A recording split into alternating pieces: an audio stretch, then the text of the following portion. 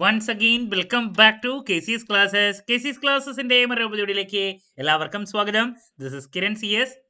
Calicut university BCom 6th സെമസ്റ്ററിൽ next നടക്കാൻ പോകുന്നത് ഏറ്റവും ഇമ്പോർട്ടൻ്റ് ആയിട്ടുള്ള തിയറി സബ്ജക്റ്റ് ആണ് ഓഡിറ്റിംഗ് ആൻഡ് കോർപ്പറേറ്റ് ഗവർണൻസ്. നമ്മൾ ഈ ഒരു പേപ്പറിന്റെ സ്മാർട്ട് സ്റ്റഡി വീഡിയോസ് ഒക്കെ അപ്ലോഡ് ചെയ്ത് കഴിഞ്ഞിട്ടുള്ളതാണ്. കാണാത്തവരുണ്ടെങ്കിൽ കാണാം. സ്മാർട്ട് സ്റ്റഡിക്ക് വളരെ ഹെൽപ്ഫുൾ ആയിരിക്കും. ദെൻ ഏറ്റവും കൂടുതൽ കുട്ടികളുടെ ഭാഗത്ത് നിന്ന് വന്നുള്ള റിക്വസ്റ്റ് ആണ് എസ്സേക്ക് ഷുവറായിട്ട് പ്രതീക്ഷിക്കുന്ന ചോദ്യങ്ങളുടെ എക്സ്പ്ലനേഷൻ ഒന്ന് ചെയ്യാൻ വേണ്ടിയിട്ട്. അപ്പോൾ നമ്മൾ ലാസ്റ്റ് 3 വർഷത്തെ ക്വസ്റ്റ്യൻ പേപ്പറിലോട്ട് പോവുകയാണെങ്കിൽ 2 വർഷം റിപ്പീറ്റ് ആയിട്ട് കണ്ടിട്ടുള്ള ഒരു ക്വസ്റ്റ്യൻ ആണ് ഓഡിറ്റിങ്ങിൽ qualification and qualities of an auditor. So sure essay ആയിട്ട് നമ്മൾ വീണ്ടും പ്രതീക്ഷിക്കുന്നുണ്ട്. അപ്പോൾ ഈ ഒരു ചോദ്യം വീണ്ടും വരാണെങ്കിൽ എങ്ങനെ പ്രസൻറ്റ് ചെയ്യണം, അതിൻ്റെ എക്സ്പ്ലനേഷൻ, ഇതാണ് നമ്മൾ ഇന്ന് ഈ ഒരു വീഡിയോയിൽ ഇൻക്ലൂഡ് ചെയ്തിട്ടുള്ള.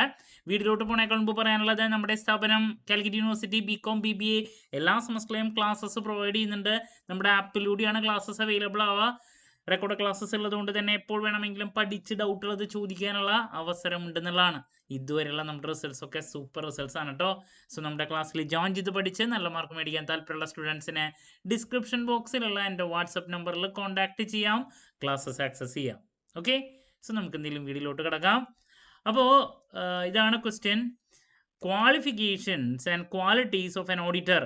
ഒരു ഓഡിറ്റർക്ക് വേണ്ട ക്വാളിഫിക്കേഷൻസും ക്വാളിറ്റീസ് എന്തൊക്കെയാണ്? അപ്പോൾ റിപ്പീറ്റ് ക്വസ്റ്റ്യൻ ആണ്. അപ്പോൾ നിങ്ങളൊരു എസ്സേ വരികയാണെങ്കിൽ അത് പ്രസൻറ്റ് ചെയ്യേണ്ട രീതി ഞാൻ ഇതിനേക്കാൾ മുമ്പുള്ള എൻ്റെ വീഡിയോസിൽ മെൻഷൻ ചെയ്തിട്ടുള്ളതാണ്. നിർബന്ധമായും അതിന് 3 പാർട്ടുകൾ ഉണ്ടായിരിക്കണം, എന്നാൽ മാത്രമേ ഫുൾ മാർക്ക് സ്കോർ ചെയ്യാൻ പറ്റുള്ളൂ. Number 1 introduction, number 2 body part, then conclusion. Then അത് മാത്രമല്ല, എസ്സേ വാല്യൂ ചെയ്യുമ്പോൾ ടീച്ചേഴ്സ് സ്കീം വെച്ചിട്ടാണ് നോക്കുക. അവർക്ക് വാല്യൂ ചെയ്യാൻ വേണ്ടിയുള്ള ആൻസർ കീ ഉണ്ടായിരിക്കും. അതിൽ പോയിന്റുകളാണ് മെയിനായിട്ട് ഉണ്ടാവുക. ആ പോയിന്റുകൾ നിങ്ങളുടെ ആൻസർ ഷീറ്റിൽ ഉണ്ടെങ്കിൽ നിങ്ങൾക്ക് ഫുൾ മാർക്ക് കിട്ടും. എസ്സേ ആകുമ്പോൾ അതിനു വേണ്ടിയുള്ള എക്സ്പ്ലനേഷൻസും കൊടുത്തിരിക്കണം. അപ്പോൾ ഇത്ര കാര്യങ്ങൾ നിങ്ങളുടെ മനസ്സിൽ വയ്ക്കുക. സോ ഇൻട്രൊഡക്ഷൻ നല്ല രീതിയിൽ കൊടുത്തിരിക്കണം. ഇപ്പോൾ qualification and qualities of an auditor, അതിന് ഇൻട്രൊഡ്യൂസ് ചെയ്യുക എന്ന് പറയുമ്പോൾ നിങ്ങൾ എന്താണോ എഴുതാൻ പോകുന്നത് ഓഡിറ്ററിനെ പറ്റിയിട്ട്, അതാണ് ഇൻട്രൊഡക്ഷനിൽ എഴുതി വയ്ക്കുക. ഒരു 3 സെൻറ്റൻസ് 4 സെൻറ്റൻസിൽ. ദെൻ അതിനുശേഷം എന്താണോ പറയാൻ പോകുന്നത് അതിൽ പോയിന്റ്സ് ഉണ്ടെങ്കിൽ ആ പോയിന്റുകൾ എഴുതി അതൊരു ബോക്സിലാക്കി പിന്നെ എക്സ്പ്ലെയിൻ ചെയ്യാൻ ശ്രമിക്കുക. അപ്പോൾ ഫുൾ മാർക്ക് കിട്ടും. അപ്പോൾ നോക്കിയേ, ഒരു ഓഡിറ്റർക്ക് to be an efficient auditor, an auditor must possess certain professional qualities വേണം, പേഴ്സണൽ ക്വാളിറ്റീസും വേണം. ഒരു സ്ഥാപനത്തിലെ ഓഡിറ്ററെ അപ്പോയിന്റ് ചെയ്യുന്ന സമയത്ത് സ്ഥാപനം എപ്പോഴും നോക്കുന്നതാണ്. അപ്പോൾ പ്രൊഫഷണൽ ക്വാളിഫിക്കേഷൻ എന്തൊക്കെയാണ് വേണ്ടത്? നിർബന്ധമായും നമുക്കറിയാം, ഒരു ഓഡിറ്റർ എന്ന് പറയുമ്പോൾ ചാർട്ടേഡ് അക്കൗണ്ടൻ്റ് ആയിരിക്കണം. CA പാസ്സായിട്ടുള്ള ഒരു വ്യക്തിയാണ് ഓഡിറ്ററായിട്ട് വെക്കുക. അപ്പോൾ an auditor is a professional accountant ആണ്. So he must possess certain professional qualifications. So under companies act പ്രകാരം an auditor of a joint stock company must be a chartered accountant. അപ്പോൾ ചാർട്ടേഡ് അക്കൗണ്ടൻ്റ് ആയിട്ടുള്ള ഒരു വ്യക്തിക്ക് മാത്രമേ auditor ആവാൻ സാധിക്കുള്ളൂ within the meaning of chartered accountants act 1949. അപ്പോൾ നിങ്ങൾ പ്രൊഫഷണൽ ക്വാളിഫിക്കേഷൻ എന്ന് പറഞ്ഞിട്ട് ആദ്യം എഴുതേണ്ടത് ഇതാണ്. To be a chartered accountant he must pass CA. Chartered accountant ആവുമെന്ന് പറയുമ്പോൾ CA എക്സാം പാസ്സാവണം. CA examination conducted by the institute of chartered accountants. He must also obtain a certificate from the Institute of Chartered Accountants to take up public practice of accountancy. അപ്പോൾ practice ചെയ്യുന്ന സർട്ടിഫിക്കറ്റും ആ വ്യക്തിക്ക് ഉണ്ടായിരിക്കണം. അപ്പോൾ ഇതാണ് professional ക്വാളിഫിക്കേഷനിൽ മസ്റ്റായിട്ട് വേണ്ടത്. ഓക്കെ, ഇനി പ്രൊഫഷണൽ ക്വാളിറ്റീസ്. ഇപ്പോൾ CA കാരനായി, അപ്പോൾ CA കാരനായി കഴിഞ്ഞാൽ അതിൽ പഠിക്കുന്ന കാര്യങ്ങളൊക്കെയാണ് പ്രൊഫഷണൽ ക്വാളിറ്റീസ് ആയിട്ട് വേണ്ടത്. അപ്പോൾ ഇങ്ങനെ പോയിന്റ്സ് നിങ്ങൾ പറയുമ്പോൾ അത് പറയാൻ പോകുന്നതിനേക്കാൾ മുമ്പ് ഇതൊരു ബോക്സിൽ ഇട്ടതിന് ശേഷം പിന്നെ ഇത് ഓരോ സബ് ഹെഡായിട്ട് എഴുതി എക്സ്പ്ലനേഷൻ കൊടുക്കുക. ജസ്റ്റ് പോയിന്റ് മാത്രം എഴുതിയാൽ എസ്സേക്ക് സ്കോർ ചെയ്യാൻ സാധിക്കില്ല. അപ്പോൾ to perform his work efficiently an auditor must possess certain professional qualities. അതൊരു CA കാരന് നിർബന്ധമായി ഉണ്ടാകും. Number 1 knowledge of principles and practice of general accounting. അക്കൗണ്ടിങ്ങിൻ്റെ ബേസിക് നോളേജ് നിർബന്ധമായി ഉണ്ടായിരിക്കണം. ഇതാണ് ആദ്യം പറയുന്നത്. ഓക്കെ, ദെൻ നമ്പർ 2 നമ്മൾ ഫിനാൻഷ്യൽ അക്കൗണ്ടിങ്ങിൻ്റെ കാര്യമാണ്, അല്ലെങ്കിൽ അക്കൗണ്ടിങ്ങിൻ്റെ ബേസ് ആണ് നേരത്തെ പറഞ്ഞെങ്കിൽ ബ്രാഞ്ചസ് ഉണ്ട്. ഫിനാൻഷ്യൽ അക്കൗണ്ടിങ്ങിൻ്റെ കൂടെ തന്നെ കോസ്റ്റ് അക്കൗണ്ടിങ്, മാനേജ്മെൻറ്റ് അക്കൗണ്ടിങ്, ഇതൊക്കെ അറിഞ്ഞിരിക്കണം. അതാണ് നെക്സ്റ്റ് പറയുന്നത്. നോളേജ് ഓഫ് കോസ്റ്റ് അക്കൗണ്ടിങ് വേണം, നോളേജ് ഓഫ് മാനേജ്മെൻറ്റ് അക്കൗണ്ടിങ്, ഇതൊക്കെ കൂടിയേ തീരൂ. അപ്പോൾ 3 ബ്രാഞ്ചസിൽ പറയുന്ന financial accounting, cost accounting, management accounting, ഇതൊക്കെ ഉണ്ടായിരിക്കണം. ഒരു സി എക്കാരന് ഇതൊക്കെ ഉണ്ടായിരിക്കും. Then thorough knowledge of techniques of auditing നിർബന്ധമായും വേണം, ഓഡിറ്റർ അല്ലേ. The knowledge of provisions relating to income tax, wealth tax, ഇതിന് GST ആണ് ഇപ്പോൾ ഇൻകം ടാക്സ്, അതിൻ്റെ കൂടെ GST ഡീറ്റെയിൽസ് ഒക്കെ അറിഞ്ഞിരിക്കണം. Then knowledge of business law നിർബന്ധമായും വേണമല്ലോ. പല ഇപ്പോൾ കേസുകളൊക്കെ വരുന്ന സമയത്ത് എന്താണ് കേസ്, ഒരു സ്ഥാപനത്തിന് അത് എഫക്റ്റ് ചെയ്യൂ, ഇതൊക്കെ അറിയണമെങ്കിൽ ബിസിനസ് ലോ പഠിച്ചിരിക്കണം. നോളജ് ഓഫ് ഇക്കണോമിക്സ് നിർബന്ധമായും വേണം. Knowledge of mathematics and statistics, എന്നാൽ മാത്രമേ പല കാര്യങ്ങളും അറിയാൻ പറ്റുള്ളൂ. ഇതൊക്കെ ഒരു സി എക്കാരൻ പഠിച്ചിട്ടുണ്ടായിരിക്കും. The knowledge of business management and organisation and financial administration, അല്ല മാനേജ്മെൻറ്റ് എക്സ്പേർട്ട് കൂടി ആയിരിക്കണം. Okay. The knowledge of report writing, എന്ത് കാര്യങ്ങളെയും സമ്മപ്പ് ചെയ്ത് അല്ലേ അത് പ്രസൻറ്റ് ചെയ്യാനുള്ള ഒരു കഴിവ്, അതാണ് റിപ്പോർട്ട് റൈറ്റിങ്ങിൽ. The knowledge of technical details of the business under audit, ഇപ്പോൾ ഒരു സി എക്കാരന് എന്താണ് ആ വ്യക്തിയുടെ മേഖലയെ റിലേറ്റ് ചെയ്തിട്ടുള്ള ടെക്നിക്കൽ നോളേജൊക്കെ ഡെപ്തിലുണ്ടായിരിക്കും, അതും വേണം എന്നുള്ളതാണ്. Okay. Then knowledge of the accounts of business under audit, ഇപ്പോൾ ബിസിനസ്സിൻ്റെ കാര്യങ്ങളും അതിനെ പറ്റിയിട്ടുള്ള അറിവും നന്നായിട്ട് ഉണ്ടായിരിക്കണം. അപ്പോൾ ഇതൊക്കെയാണ് പ്രൊഫഷണൽ ക്വാളിറ്റീസ് ഒരു ഓഡിറ്റർക്ക് വേണ്ടത്. അപ്പോൾ നിങ്ങളിതൊക്കെ പോയിന്റ് ബൈ പോയിന്റ് ആയിട്ട് പ്രസൻറ്റ് ചെയ്യുകയാണെങ്കിൽ നിങ്ങൾക്ക് നല്ല മാർക്ക് കിട്ടും. ഓക്കെ, ഫുൾ മാർക്ക് സ്കോർ ചെയ്യാൻ സാധിക്കും. ഇനി പ്രൊഫഷണൽ ക്വാളിറ്റീസിൻ്റെ കൂടെ തന്നെ നമുക്ക് നെക്സ്റ്റ് വേണ്ടതാണ് പേഴ്സണൽ ക്വാളിറ്റീസ്. അപ്പോൾ അതെന്തൊക്കെയാണ് ജനറൽ ക്വാളിറ്റീസിൽ നമുക്ക് പറയാൻ സാധിക്കുന്നത്? Number 1, honesty and integrity. ഏറ്റവും വേണ്ട ഒരു കാര്യമല്ലേ, കാരണം ഒരു ബിസിനസ്സിൻ്റെ കാര്യങ്ങളൊക്കെ ഓഡിറ്റ് ചെയ്യുന്ന സമയത്ത് ഏറ്റവും സത്യസന്ധതയാണ് വേണ്ടത്. അതല്ലാത്തൊരു വ്യക്തിനെ നമ്മൾ ഓഡിറ്ററായിട്ട് വെക്കില്ല.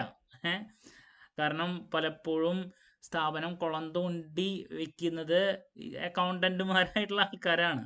ഓഡിറ്റർമാർക്ക് അതിലൊക്കെ വളരെയധികം പങ്കുണ്ട്. അങ്ങനെ ആകുമ്പോഴാണ് നമ്മൾ ചരിത്രങ്ങൾ കണ്ടിട്ടുണ്ട്. അപ്പോൾ അങ്ങനെ ആവാൻ പാടില്ല. ഓണസ്റ്റി നിർബന്ധമായും വേണം. ടാക്ട്ഫുൾനെസ് എന്ന് വെച്ചാൽ എന്താ, നമ്മൾ സ്ട്രാറ്റജി എന്ന് പറയുമ്പോൾ ലോങ് ടൈം ഡിസിഷൻസാണ്. ടാക്ടിക്സ് എന്ന് പറയുമ്പോൾ എന്താ, ഷോർട്ട് ടൈമിൽ പല പ്രശ്നങ്ങൾ വരുമ്പോൾ അതിനെ പ്രോപ്പറായിട്ട് ടാക്കിൾ ചെയ്യാനുള്ളൊരു കഴിവ്, അതല്ലേ നമ്മൾ കൗശലം എന്ന് പറയും അല്ലേ, തന്ത്രം, അതാണ് ടാക്ട്ഫുൾനെസ്. നെക്സ്റ്റ് വേണ്ടത് പിന്നെ വിജിലൻ്റ് ആയിരിക്കണം. എന്ത് പ്രശ്നങ്ങൾ വരുമ്പോൾ അതിനെ നേരിടാനുള്ളൊരു കഴിവ്, അത് എപ്പോഴും വിജിലൻ്റ് ആയിരിക്കണം എന്നുള്ളതാണ്. ഇപ്പോൾ വാറാണ്, ഇപ്പോൾ യുദ്ധം വരുമ്പോൾ ഉണ്ടാകുന്ന പ്രശ്നങ്ങൾ ഒരു സ്ഥാപനത്തിന് അല്ല, അതിനൊക്കെ അങ്ങനെ ഒരു കാര്യം വരുമ്പോൾ തന്നെ അതിനെ മാനേജ് ചെയ്യാനും അത് മനസ്സിലാക്കാനുള്ളൊരു കഴിവ് വേണം. ദെൻ ആൻ എൻക്വയറി മൈൻഡ് നിർബന്ധമായും വേണ്ടതാണ്. പുതിയ പുതിയ കാര്യങ്ങൾ വരുമ്പോൾ അതിനെ മനസ്സിലാക്കി പഠിക്കണം. ഇപ്പോൾ അക്കൗണ്ടിങ്ങിൽ തന്നെ പുതിയ പുതിയ മാറ്റങ്ങൾ വരും, അക്കൗണ്ടിങ് സ്റ്റാൻഡേർഡ്സിലുള്ള അപ്ഡേറ്റ്സ്, ഇതൊക്കെ എന്ത് ചെയ്യണം, മനസ്സിലാക്കാൻ വേണ്ടിയിട്ട് അതിൻ്റെ പിന്നാലെ പോകണം. അതാണ് അന്വേഷിക്കാനുള്ളൊരു ത്വര വേണം എന്നുള്ളതാണ്. മെത്തേഡിക്കലായിരിക്കണം. എന്താ മെത്തേഡിക്കൽ എന്ന് പറഞ്ഞാൽ, ഇതിൽ പേഴ്സണൽ ജഡ്ജ്മെൻറ്റിനേക്കാൾ ഉപരി കറക്റ്റ് എവിഡൻസ് ബേസ്ഡ് ആണ് ഒരു അക്കൗണ്ടൻറ്റ് അല്ലെങ്കിൽ ഒരു ഓഡിറ്റർ തീരുമാനങ്ങൾ എടുക്കേണ്ടത്. അപ്പോൾ പ്രോപ്പറായിട്ടുള്ള മെത്തേഡ്സ് ഫോളോ ചെയ്തിട്ട് വേണം ആ വ്യക്തി ഡിസിഷൻസ് എടുക്കാൻ. അതുകൊണ്ടാണ് പറയുന്നത് മെത്തേഡിക്കലായിരിക്കണം എന്ന്. അതല്ലാണ്ട് ഇൻഡ്യൂഷൻ ബേസിലല്ല പലപ്പോഴും ഡിസിഷൻസ് എടുക്കണ്ടേ. ഓക്കെ, പ്രോപ്പറായിട്ട് ഡിസിഷൻസ് ഇൻ്റർപ്രിട്ടേഷൻസ് ഒക്കെ കൊടുക്കും. അപ്പോൾ അതുകൊണ്ടാണ് ഒരു മെത്തേഡ് വേണം എന്ത് കാര്യങ്ങൾ ചെയ്യുമ്പോഴും. അത് ആ വ്യക്തിയുടെ എന്താണ് മനസ്സിൽ തോന്നുന്ന ആവശ്യമില്ലാത്ത കാര്യങ്ങളുടെ ബേസിൽ, ആവശ്യമില്ലാത്ത കാര്യങ്ങൾ എന്ന് പറഞ്ഞാൽ വെറുതെ തോന്നുന്ന കാര്യങ്ങളുടെ ബേസിലല്ല, ഒരു സിസ്റ്റം ഉണ്ട്, അതിൻ്റെ ബേസിലാണ് കാര്യങ്ങളൊക്കെ നമ്മൾ ചെയ്യേണ്ടത്. Then next care and skill നിർബന്ധമായും വേണ്ടതല്ലേ ഒരു സ്ഥാപനത്തിന് എൻ്റെ കാര്യങ്ങൾ ചെയ്യുമ്പോൾ കൊടുക്കേണ്ടതാണ്. കെയർ വേണം, സ്കില്ലുള്ള വ്യക്തിനെ നിർത്തുള്ളൂ. വെറുതെ ഒരു സി എക്കാരനെന്ന് പറഞ്ഞിട്ട് ലക്ഷങ്ങൾ ശമ്പളം കൊടുത്തിട്ടൊന്നും ആരും അപ്പോയിൻ്റ് ചെയ്യില്ല. ദെൻ ഡിലിജൻസ് മീൻസ് എന്താ, ഒരു ഉത്സാഹം വേണം, ഒരു ചുറുചുറുക്ക് അല്ലെ, അതൊക്കെ പേഴ്സണൽ ക്വാളിറ്റീസിൽ വേണ്ട ഒരു കാര്യമാണ്. വർക്ക് ചെയ്യുമ്പോൾ ഇപ്പോൾ വലിയ വലിയ സ്ഥാപനങ്ങളുടെ ചാർട്ടേഡ് അക്കൗണ്ടന്റ് അല്ലെങ്കിൽ ഓഡിറ്റർ എന്ന് പറയുമ്പോൾ അത്രത്തോളം വർക്ക് ഉണ്ടായിരിക്കും. അപ്പോൾ ഓട്ടോമാറ്റിക്കലി വേണ്ടതാണ് എന്ത് കാര്യങ്ങൾ ചെയ്യാൻ, ചാടി ചാടി നിൽക്കണം എന്ന് പറയില്ലേ. ദെൻ ജഡ്ജ് ചെയ്യാനുള്ള ഈ പറയുന്ന എവിഡൻസിൻ്റെ ബേസിൽ എന്താണ് അവിടെ സംഭവിച്ചിട്ടുള്ളത് എന്നുള്ളത് പ്രോപ്പറായിട്ട് ജഡ്ജ് ചെയ്യാനുള്ള ഒരു കഴിവ് വേണം. എന്ത് പ്രശ്നങ്ങൾ വന്നാലും റെസ്പോൺസിബിലിറ്റി ഏറ്റെടുക്കാനുള്ളൊരു കഴിവ് വേണം. Then impartiality and independence partiality ഒരു കാരണവശാലും പാടില്ല. ഇൻഡിപെൻഡൻ്റ് ആയിട്ടുള്ള തീരുമാനങ്ങൾ അതുകൊണ്ട് തന്നെ എടുക്കാനുള്ള ഒരു കഴിവ് വേണം. ദെൻ എപ്പോഴും വേണ്ട ഒരു കാര്യമാണ് കോമൺ സെൻസ്. ബിസിനസ്സിൽ അതിനെ റിലേറ്റ് ചെയ്ത കാര്യങ്ങൾ ചെയ്യുമ്പോൾ എന്തായാലും വേണ്ടതാണ് common sense. Then ability to communicate. പ്രശ്നങ്ങൾ കണ്ട് മനസ്സിലാക്കി കഴിഞ്ഞാൽ നിർബന്ധമായും ടോപ്പ് ലെവൽ എക്സിക്യൂട്ടീവ്സിനെ കമ്മ്യൂണിക്കേറ്റ് ചെയ്യണം. അതിനുള്ള കഴിവ്. Ability to work hard. Then patience വേണ്ടതാണ്. ഒരുപാട് പ്രശ്നങ്ങളും കാര്യങ്ങളൊക്കെ വരുമ്പോൾ അതിനെ ഫേസ് ചെയ്ത് സാവധാനം കാര്യങ്ങൾ മനസ്സിലാക്കി മുന്നോട്ട് വളരെ കഴിവ് വേണം. ദെൻ നെക്സ്റ്റ് വേണ്ടത് കേർട്ടസിയാണ്. എന്താ?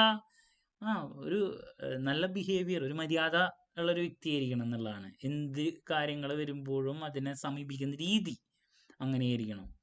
Then ability to maintain secrets, ഏറ്റവും ഇമ്പോർട്ടൻ്റ് ആയിട്ടുള്ള കാര്യം. കാരണം ഒരു സ്ഥാപനത്തിനെ പറ്റിയിട്ട് സെൻസിറ്റീവ് ആയിട്ടുള്ള പല ഇൻഫർമേഷനും ഈ വ്യക്തിക്ക് അറിയാം. അതൊരു കാരണവശാലും ലീക്ക് ചെയ്ത് കളയരുത്. അപ്പോൾ സീക്രട്സ് മെയിൻറ്റെയിൻ ചെയ്യണം. അതും ഒരു പേഴ്സണൽ ക്വാളിറ്റിയിൽ വരുന്ന കാര്യമാണ്. അപ്പോൾ ഇതൊക്കെയാണ് നമുക്ക് പ്രൊഫഷണൽ ആൻഡ് പേഴ്സണൽ ക്വാളിഫിക്കേഷൻ അല്ലെങ്കിൽ ക്വാളിറ്റീസ് റിക്വയർഡ് ഫോർ ആൻ ഓഡിറ്ററിൽ പ്രസൻറ്റ് ചെയ്യേണ്ടത്. അപ്പോൾ നിങ്ങളിത് പ്രസൻറ്റ് ചെയ്യുമ്പോൾ എന്താ വേണ്ടത്? ഞാൻ നേരത്തെ പറഞ്ഞ പോലെ തന്നെ 3 പാർട്ടായിട്ട് ഇൻട്രൊഡക്ഷൻ, ദെൻ ബോഡി പാർട്ട്, അതിനുശേഷം ഒരു കൺക്ലൂഷനും കൊടുത്തിരിക്കണം. എന്നാൽ മാത്രമേ സ്കോർ ചെയ്യാൻ സാധിക്കുള്ളൂ. പോയിന്റുള്ള എന്ത് കാര്യങ്ങളും പ്രസൻറ്റ് ചെയ്യുമ്പോൾ ആദ്യം തന്നെ 8 പോയിൻ്റാണ് പ്രസൻറ്റ് ചെയ്യണമെങ്കിൽ ആ പോയിന്റുകൾ എഴുതിയിട്ട് ഒരു ബോക്സിലിടാം, എന്നിട്ട് എക്സ്പ്ലെയിൻ ചെയ്യുക. പോയിന്റ് എഴുതി ഒരു ബോക്സിലിടാൻ എത്രത്തോളം സമയം വേണം? ആദ്യം വേണ്ടല്ലോ. അങ്ങനെ പ്രസൻറ്റ് ചെയ്യുമ്പോൾ ഗുണം എന്താ? നിങ്ങൾക്ക് ഫുൾ മാർക്ക് അവിടെ സ്കോർ ചെയ്യാൻ പറ്റും എന്നുള്ളതാണ്. ഓക്കെ, അപ്പോൾ ക്ലാരിറ്റി കിട്ടിയെന്ന് പ്രതീക്ഷിക്കുന്നു. വളരെ ഈസിയസ്റ്റ് ആയിട്ടുള്ള ഒരു എസ്സേയാണ്. സോ എന്ത് ഡൗട്ട് ഉണ്ടെങ്കിലും കമൻറ്റ് ചെയ്യാതിനുള്ള മറുപടി ഞാൻ വീഡിയോസിലൂടെ നൽകുന്നതായിരിക്കും. മറ്റൊരു വീഡിയോയുമായി വീണ്ടും കാണാമെന്നുള്ള പ്രതീക്ഷയോടെ നിർത്തുന്നു. This is Kiran CS signing off. Have a nice day. Thank U.